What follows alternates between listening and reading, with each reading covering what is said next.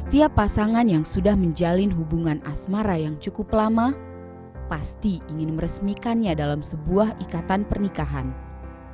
Janji suci terucap di altar. Segala rencana indah sudah mereka agendakan. Hal-hal romantis pun sudah terbayangkan. Namun, menikah bukan hanya sekedar suasana manis. Untuk mendewasakan satu pasangan, Tuhan mengizinkan persoalan menghampiri. Misalnya masalah ekonomi, mertua, atau tidak kunjung mendapatkan keturunan. Apakah kita sanggup untuk menyelesaikannya? Atau malah menjadi petaka?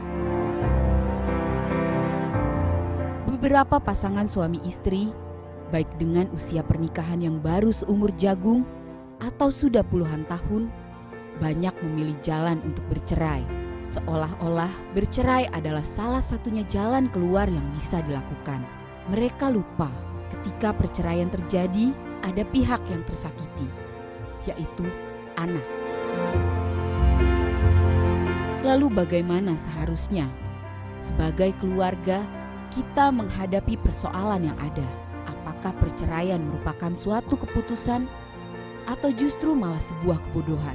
Hanya diri kita yang bisa memilih.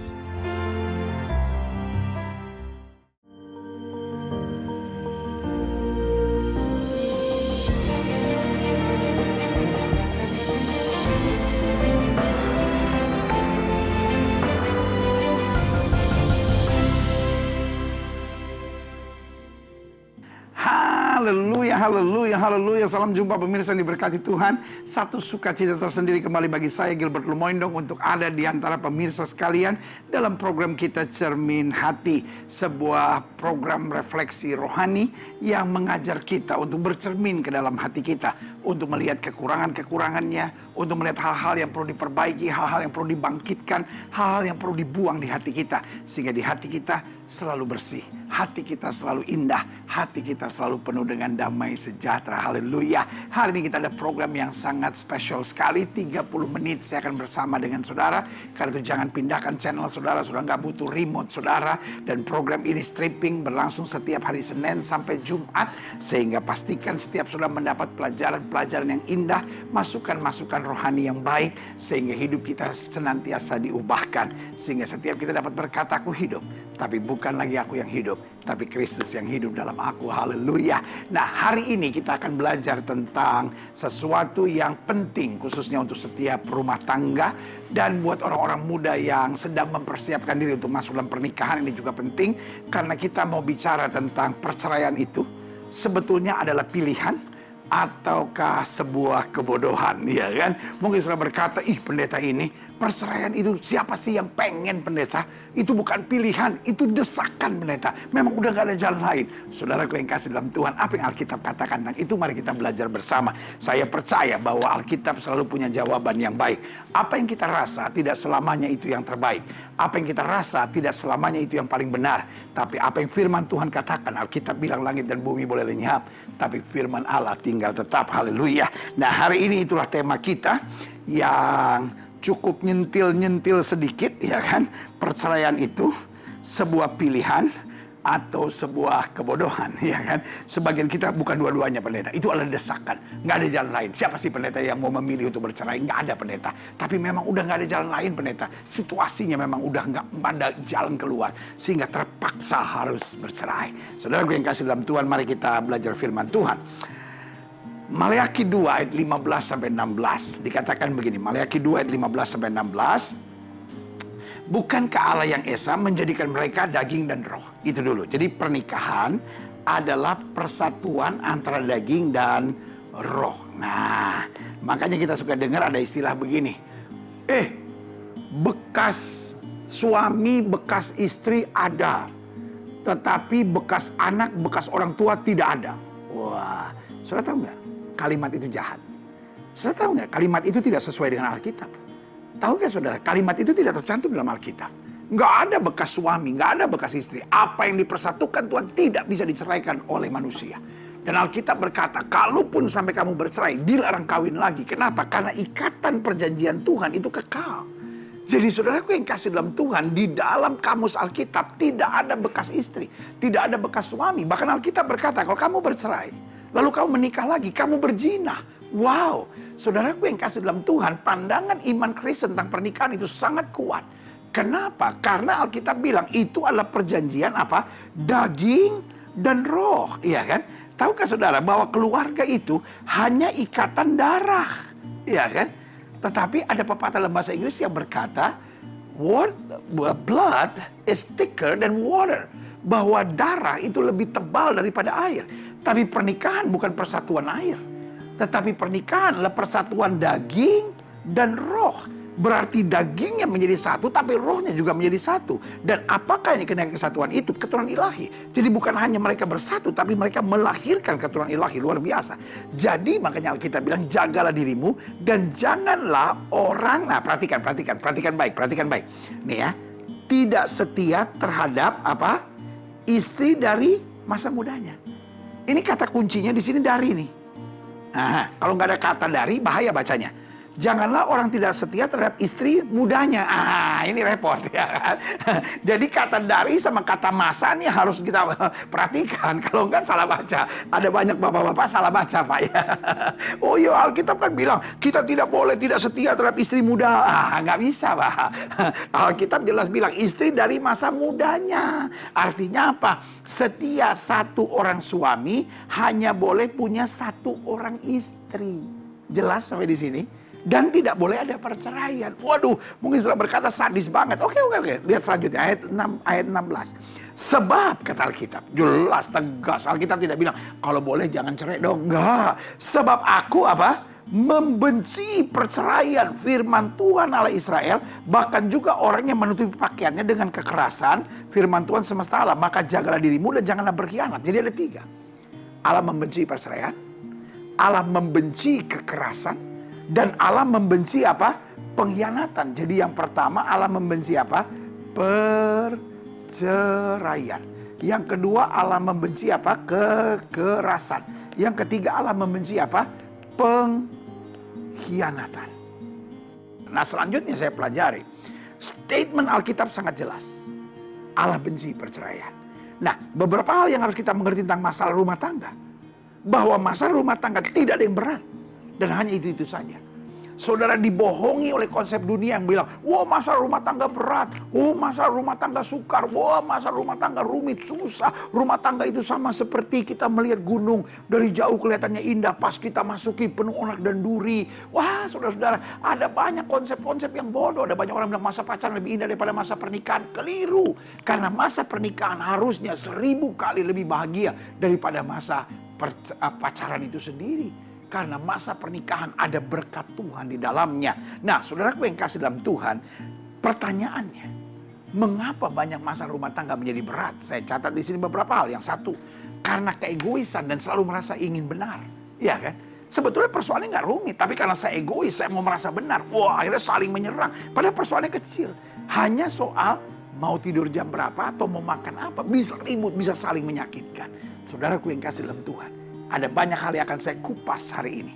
Tentang masalah rumah tangga. Dan bagaimana kita keluar dari roh perceraian. Dan rumah tangga dapat dipulihkan. Tetap ada di Cermin Hati bersama saya Gilbert Lumoindong.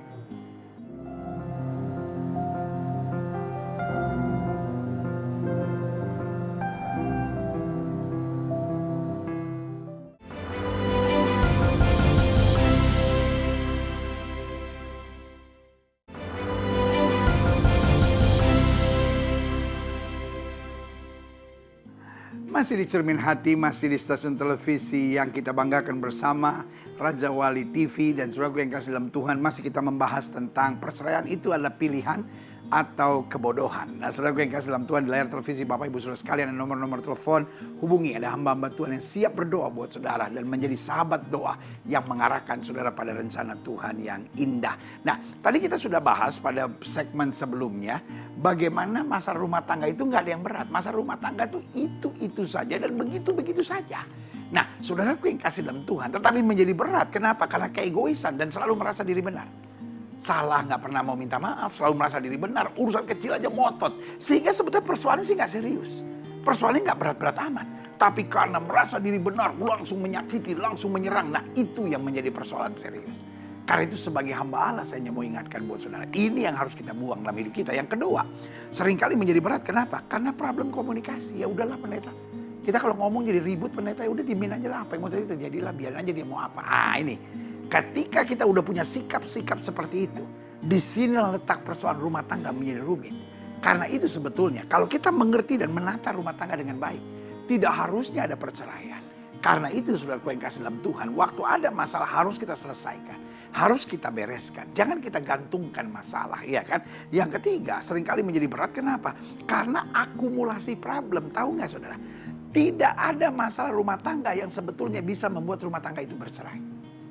Sekali lagi saya ulangi statement ini. Tidak ada masalah rumah tangga yang begitu serius sampai mengakibatkan rumah tangga itu bisa bercerai. Nah, kenapa banyak rumah tangga yang bercerai? Pendeta buka mata dong pendeta.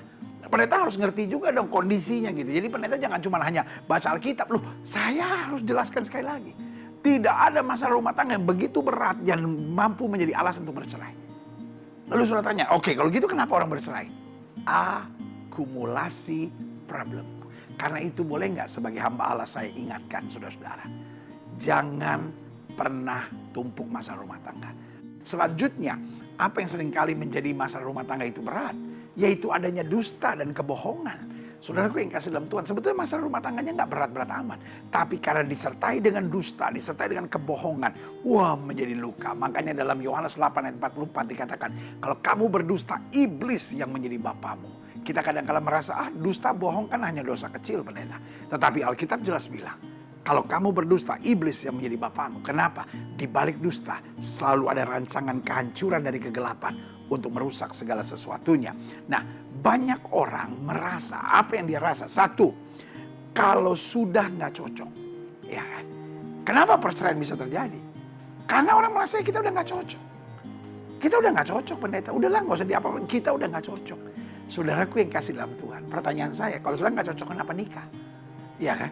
Ada pasangan suami istri yang sudah menikah 13 tahun, 15 tahun. Lalu kemudian mau bercerai. Saya tanya kenapa? Ya kita udah gak cocok pendeta. Udahlah kita gak usah bongkar-bongkar masalah. Pokoknya intinya kita udah gak cocok. Saya bingung karena selama masih ribut saya masih bisa bimbing ya kan. Tetapi ini udah gak ribut. Mereka udah bilang pokoknya kita gak cocok, kita udah mau bercerai pendeta. Saya bingung, akhirnya saya tanya, Bapak Ibu menikah berapa lama? Dia bilang 15 tahun, 15 setengah, hampir 16 tahun. Lalu saya tanya, anak berapa? Anak 4 pendeta. Saya tertawa, saya bilang, Bapak dan Ibu, gak cocok aja 15 tahun dan anak 4. Bagaimana cocok? Ya kan? Baru dia, iya sih pendeta. Sebetulnya dulu kita baik-baik, tetapi belakangan ini karena ini. Jadi kesimpulan tidak cocok dalam rumah tangga hanya kesimpulan dari orang-orang yang pengen cepat bercerai. Karena pada dasarnya tidak ada masalah yang rumit. Semua masalah dapat diselesaikan kalau engkau mau. Kalau hari ini sudah menatap saya dan berkata, pendeta rumah tangga saya sedang bermasalah. Hubungi nomor telepon di nomor telepon ini. Ada hamba-hamba Tuhan yang akan bimbing saudara. Karena selalu saya bilang, kalau saja engkau mau rendah hati datang pada Tuhan, pasti ada jalan keluar. Jangan pernah bilang kita gak cocok. Tuhan yang telah mempertemukan saudara. Makanya sudah berdiri di altar Tuhan untuk diberkati. Karena itu kembali ke jalan Tuhan, pasti ada jalan keluar. Yang kedua, banyak orang merasa, ya habis gimana dong pendeta? Kita udah saling menyakiti, rumah tangga kita udah gak ada kebahagiaan lagi. Kita udah saling menyakiti, apalagi yang mau dipertahankan. Saudaraku yang kasih dalam Tuhan, kenapa harus saling menyakiti? Iya kan? Kenapa harus saling menyakiti? Kalaupun salah satu menyakiti, apa kita gak bisa mengampuni? Kalau salah satu menyakiti, apa kita gak bisa membalas dengan kasih? Saudaraku yang kasih dalam Tuhan, untuk sebuah perceraian membutuhkan 2 orang yang kerasukan roh jahat. Tetapi untuk pemulihan rumah tangga perlu 1 orang yang sadar. Makanya dalam pepatah bahasa Jawa saya senang itu. Sing waras ngalah, saudara-saudara, ya kan. Artinya sing ora waras, ya kan, ngamuk, saudara-saudara, ya kan. Jadi yang ngamuk itu yang gak waras, saudara-saudara. Jadi kalau lihat ada yang ngamuk, ya saudara jangan ikut gak waras, ya kan. Saudara harus ngalah. Kenapa? Sing waras ngalah, saudara-saudara, ya kan. Nah, banyak orang merasa apa? Karena kita udah ribut terus, saudara. Rumah tangga kita udah gak efektif, udah ribut terus. Makanya saya kadang-kadang udah diem aja deh pendeta, daripada ribut. Udah saya ngalah aja lah, saya diem aja lah. Daripada ribut terus. Jadi kita sekarang sedang mau membenarkan alasan-alasan perceraian. Ya kan? Selanjutnya, ya kan? Pertanyaannya gini. Kalau udah seperti ini, masakan tetap harus dipertahankan? Jawaban saya sederhana. Keadaan ini masih bisa dirubah. Karena Tuhan yang sama yang berkata benci perceraian adalah Tuhan yang sama yang berkata, mari hai kamu yang letih lesu. Artinya apa? Tuhan yang sama yang menentang perceraian adalah Tuhan yang sama yang berkata, aku siap menolong engkau. Tuhan yang sama yang berkata, serahkan kekhawatiranmu kepadaku. Tuhan bukan cuma Allah yang berkata, jangan bercerai, jangan bercerai, jangan bercerai. Tapi Tuhan berkata, serahkan kekhawatiranmu kepadaku. Saudara mungkin sedang menyaksikan program ini di malam yang larut ini. Dan saudara berkata, rumah tangga saya udah gak ada harapan pendeta. Kita udah saling nyakitin, persis seperti yang saya bilang. Tetapi hari ini saya mau bilang, selalu ada harapan kalau kau mau datang kepada Tuhan. Selalu ada harapan kalau kau mau bertobat. Selalu ada harapan kalau kau mau memanggil nama Tuhan. Saya percaya tidak kebetulan malam hari ini kita jumpa dalam program Cermin Hati ini. Saya berdoa, saudara-saudara yang sedang urus perceraian, batalkan perceraian itu. Batalkan perceraian itu. Karena apa yang dipersatukan Tuhan tidak boleh diceraikan oleh manusia. Allah benci perceraian. Karena Allah mau ada pemulihan, ada damai sejahtera, ada berkat Tuhan. Saya akan kembali setelah yang berikut ini. Pastikan tetap ada di Cermin Hati.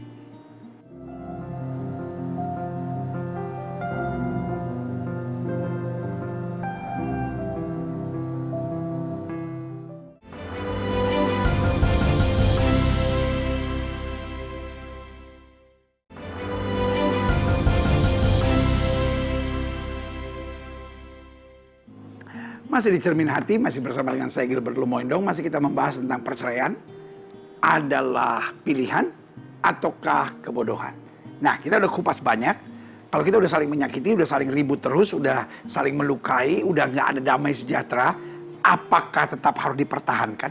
Kok Tuhan kayaknya tega banget sih benci perceraian? Jadi ya udahlah, sampai saya menderita terus dalam pernikahan ini. No. Saya pelajari gini, yes, tetap harus dipertahankan. Kenapa? Yang pertama, karena perceraian membuka celah bagi iblis. Waktu kita membuat perceraian, tidak sedikit anak-anak muda yang akhirnya lari ke diskotik, lari ke obat terlarang, akhirnya jadi anak-anak yang broken home, hidup ngebut-ngebutan. Tidak sedikit anak yang akhirnya bunuh diri di usia sangat remaja. Anak yang kebut-kebutan dan mati tabrakan. Hanya karena apa? Hanya karena orang tuanya bercerai. Mungkin selama menyaksikan program ini dan berkata, ih pendeta ini nakut-nakutin orang. Loh, saya nggak nakut-nakutin, saya memberitahu kebenarannya. Jadi saudaraku, Allah menentang perceraian. Kenapa? Karena perceraian membuka celah buat iblis. Perceraian selalu saya bilang, divorce is never a solution, but divorce is always start of a bigger problem. Perceraian tidak pernah menyelesaikan masalah, tapi perceraian adalah awal masalah yang lebih besar lagi. Yang kedua saya pelajari, kenapa apapun yang terjadi kita nggak boleh bercerai? Karena perceraian mendatangkan trauma serta hal-hal yang menyakitkan bagi banyak pihak. Tahukah saudara? Ketika seorang menghadapi perceraian, ada banyak yang menghadapi trauma. Tidak sedikit wanita yang akhirnya jadi lesbian. Tidak sedikit pria yang kemudian jadi homoseks. Tidak sedikit orang yang kemudian anti pernikahan. Udahlah, saya nggak mau nikah lah. Ternyata pernikahan cuma luarnya aja kelihatannya indah, tapi dalamnya penuh dengan hal-hal yang menyakitkan. Saudaraku yang kasih dalam Tuhan. Tidak sedikit anak-anak yang luka, menaruh dendam dan kebencian. Karena orang tua selalu mengarahkan anak-anak untuk memilih. Kamu jangan ikut papa, papa nggak bener. Kamu jangan ikut mama, mama tuh nggak beres tuh orangnya. Wah, pilih papa atau pilih mama. Saudara, anak nggak bisa milih. Karena dari kecil dia tahu masing-masing punya kekurangan dan kelemahannya. Dan masing-masing adalah pribadi yang sangat berarti buat hidup mereka. Saya bilang saudara yang harus bertobat. Engkau siap punya anak, engkau juga harus siap bertahan dalam pernikahan. Jangan sampai anak-anakmu harus tinggal di neraka hanya karena mama dan papa bercerai. Mungkin saudara berkata, ya kita walaupun bercerai tapi kita berpisah baik-baik. Terus anak saudara, saya pikir saudara nggak melukai jiwanya, nggak mendatangkan trauma. Sekarang ada mama baru dan ada papa baru. Saudaraku, bertobatlah. Selanjutnya saya pelajari, kenapa? Rumah tangga tetap harus kita pertahankan dan Allah benci perceraian. Karena perceraian merupakan bukti kekerasan hati dan keputusasaan. Artinya gini, kalau saja kita mau melembutkan hati kita, iya ya. Suami saya ada salah sih, tapi saya juga banyak salahnya. Saya juga mesti berubah. Persoalannya kenapa kita bercerai? Karena kita paksa pasangan kita untuk berubah. Suami saya harus berubah, istri saya harus berubah. Pernah nggak kita berpikir, saya ini yang harus berubah? Karena waktu kita berubah, ada banyak hal yang bisa berubah. Haleluya. Selanjutnya, kenapa rumah tangga nggak boleh bercerai dan tetap harus dipertahankan? Karena Tuhan yang sama yang berkata, aku benci perceraian. Ada Tuhan yang sama yang berkata, mari kamu letih lesu dan berbeban berat. Aku akan memberi kelegaan kepadamu. Artinya Tuhan yang berkata, aku benci perceraian, bukan Tuhan yang membiarkan kita sengsara dalam kehidupan kita. Tetapi Allah yang berkata, aku benci perceraian, Allah Tuhan yang mau mengulurkan tangan dan berkata, anakku, aku siap menolong engkau. Aku siap membereskan persoalan-persoalanmu. Aku siap memulihkan keadaanmu. Dan aku siap merubah padang gurun menjadi kebun buah-buahan bagi engkau. Haleluya. Nah, pertanyaan selanjutnya, bagaimana kita membatalkan niat perceraian? Saudara-saudara yang mungkin berkata, pendeta saya udah niat untuk bercerai pendeta. What should I do? Yang pertama saya pelajari, ingat, perceraian bukan jalan keluar. Dan perceraian tidak akan pernah menjadi jalan keluar. Perceraian justru hanya menambah rumitnya persoalan. Saudara-saudara yang sedang ngotot hari ini untuk bercerai, saya hanya mau bilang, engkau hanya akan masuk pada penderitaan yang lebih dalam lagi. Yang kedua, saudara-saudara yang sedang berniat untuk bercerai, apa yang harus saya buat untuk saya membatalkan perceraian saya? Yang kedua, sadari, ikut aturan Tuhan. Selalu yang paling asik. Selalu saya bilang, jalan berat bersama Tuhan selalu lebih indah daripada jalan ringan meninggalkan Tuhan. Walaupun jalannya berat, waduh, Allah benci perceraian, saya tetap harus mengasihi suami saya tetap harus ngalah sama istri saya. Wah, nggak gampang loh pendeta. Tapi sekali lagi saya bilang, jalan yang berat bersama Tuhan selalu lebih indah daripada jalan yang indah tanpa Tuhan. Karena di luar Tuhan yang ada hanya air mata dan kesusahan. Tetapi dalam perjalanan bersama dengan Tuhan selalu ada sorak-sorai sukacita kemenangan. Haleluya. Selanjutnya, bagaimana membatalkan niat perceraian? Berusahalah tenang, kuasai diri dan mulai berpikir panjang. Alkitab bilang, kuasai diri jadi tenang supaya kamu dapat berdoa. Kebencian, kedendaman, kepahitan, rasa sakit dalam hidup kita, itu yang membuat kita begitu emosi dan berkata, saya harus bercerai. Saya udah gak bisa tahan lagi. Saya udah terlalu banyak ngalah. Saya udah terlalu banyak sabar. Mau sampai kapan saya sabar? Boleh gak kita tenang? Saya masih punya Tuhan. Ada Roh Kudus dalam hidup saya. Boleh gak kita mulai berserah sama Tuhan? Bahasa saya bilang tenang, kuasai diri, dan mulai berpikir panjang. Hal-hal yang kita gak sanggup, hal-hal yang kita gak mampu, serahkan pada Tuhan. Karena Tuhan akan bertindak buat kita. Ulangan pasal 29 ayat 29 bilang begini, hal-hal yang tersembunyi adalah bagi Tuhan. Tetapi hal-hal yang dinyatakan adalah bagi kita. Yang kita nggak sanggup serahkan pada Tuhan. Dan Tuhan akan bela kita. Haleluya. Bagaimana membatalkan niat perceraian? Jauhkan diri dari orang yang menyetujui bahkan mendesak kita untuk bercerai. Karena pergaulan yang buruk menghancurkan kebiasaan yang baik. Pastikan kita didekat dengan orang-orang yang mendoakan kita, yang mengarahkan kita untuk jangan bercerai. Tetap percaya ada mujizat, ada pertolongan Tuhan. Dan yang kelima, membatalkan niat perceraian, bangunlah diri dengan komunitas yang rohani dan cinta Tuhan. Sehingga kita tahu, saya tidak akan menginjak jalan yang bukan jalan Tuhan. Saudaraku, ini saatnya saya berdoa buat setiap saudara. Saudara-saudara yang sakit, saudara yang berbeban berat, saudara boleh taruh tangan kanan, saudara di dada. Saudara-saudara yang berkata, mama dan papa saya bercerai pendeta. Atau mungkin saudara berkata, saya diambang perceraian pendeta. Saudara boleh taruh tangan kanan, saudara di dada, dan kita berdoa. Bapa, dalam nama Yesus, hari ini kami belajar perceraian hanyalah sebuah tindakan bodoh. Karena Allah Tuhan yang benci perceraian dan apa yang dipersatukan Tuhan tidak boleh diceraikan oleh manusia. Hari ini hamba berdoa di dalam nama Yesus. Roh-roh perceraian, mereka-mereka yang mau bercerai, kami patahkan, kami batalkan dalam nama Yesus. Sehingga pemulihan dari Tuhan boleh terjadi. Bahkan yang sakit Tuhan sembuhkan, yang lemah Tuhan kuatkan. Adik-adik muda yang terikat dengan keadaan rumah tangga sehingga mama dan papanya bercerai, yang membuat mereka lahir dari keluarga broken home. Hamba ucapkan berkat dipulihkan dan mengalami kasih Tuhan yang sempurna. Di dalam nama Yesus kami berdoa. Haleluya. Amin. Amin. Amin. Saudara yang kasih dalam Tuhan, kita sudah berdoa. Di dalam Tuhan kita selalu melihat jalan keluar. Doa saya menyertai saudara. Sampai berjumpa pada program berikut. Selamat malam, selamat istirahat. Tuhan Yesus mengasihi saudara. Haleluya.